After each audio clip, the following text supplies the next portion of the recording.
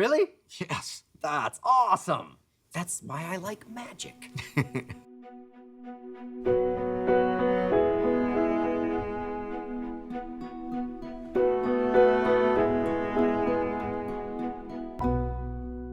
Neil Patrick Harris is not only one of America's most celebrated actors, he's also a talented magician.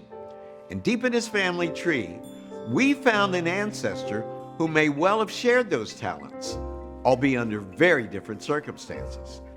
The story begins in 16th century Germany, where court records show that Neil's 12th great-grandmother, a woman named Gertrude or Trude, found herself in a great deal of trouble. Trude wanted to do the same to the calf as she had done to the little piglets, which now will no longer eat grass.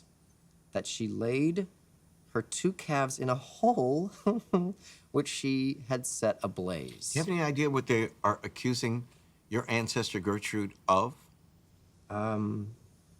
Making some delicious meal? It sounds like Like a delicious Hawaiian meal.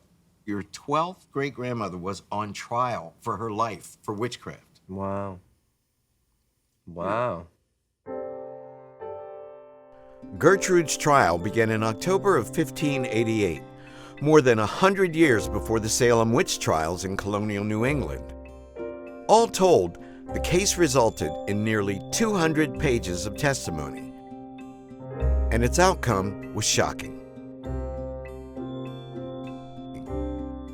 Already in 1590, Gertrude, the wife of Hans Stuhl in Clawfield, who came from Aalchen, was burnt on the stake as a witch.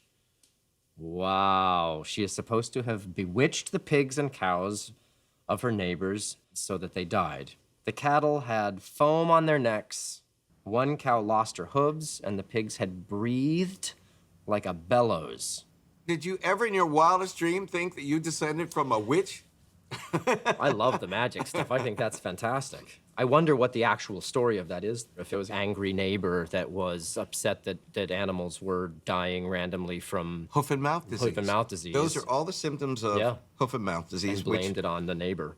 Today, what we call hoof and mouth disease is commonly recognized as a highly contagious disease among farm animals.